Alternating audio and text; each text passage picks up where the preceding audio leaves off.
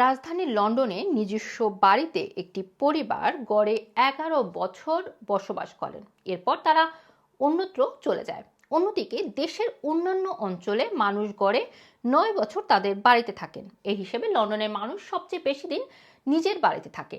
Property website জুপলা গত 18 মাসে বাড়ি চেঞ্জ করার উপর ভিত্তি করে এই তথ্য দিয়েছে। ধারণা করা হয় বেশিরভাগ অবিবাহিত মানুষ ছোট্ট প্রপার্টিতে বাস করে, তারপর পরিবার বড় হলে বড় আকারের প্রপার্টিতে শিফট করে।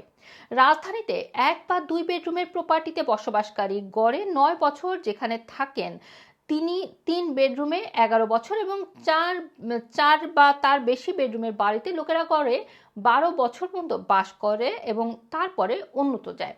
রাজধানী লন্ডনের বাইরে 1 বা 2 বেডরুমের বাড়িতে গড়ে 8 বছর এবং 3 বেডরুমের প্রপার্টিতে গড়ে একটি পরিবার 9 বছর থাকে।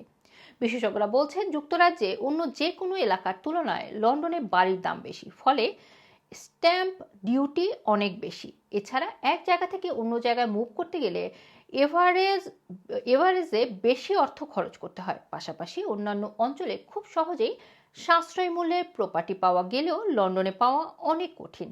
এসব কারণে অন্য এলাকার চাইতে লন্ডনের মানুষ তুলনামূলক দেরিতে প্রপার্টি চেঞ্জ করে। লন্ডনের মধ্যে আবার কেনজিংটন, চেলসি এবং ওয়েস্টমিনিস্টারের বাড়ির দাম সবচেয়ে বেশি।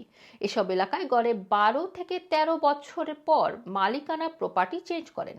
জুপলার তথ্য অনুসারে সাশ্রয়ী এলাকায় বসবাসকারী লোকদের দ্রুত প্রপার্টি বিক্রি করার সম্ভাবনা বেশি। স্কটল্যান্ডে একটি প্রপার্টির গড় দাম 1,97,000 এবং নর্থ ইস্টে 1,67,000 পাউন্ড। প্রপার্টির দাম কম হয় এসব এলাকায় 28% বাড়ির মালিক গড়ে মাত্র 5 বছরের মধ্যে প্রপার্টি বিক্রি করেন। অন্যদিকে লন্ডনে একটি প্রপার্টির গড় প্রাইস 5,20,000 পাউন্ড।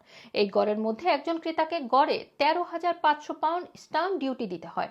অন্য অঞ্চলের চাইতে লন্ডনে স্টাম্প ডিউটি অনেক বেশি। স্টাম্প ডিউটির কারণে মালিকেরা দেরিতে প্রপার্টি পরিবর্তন করে।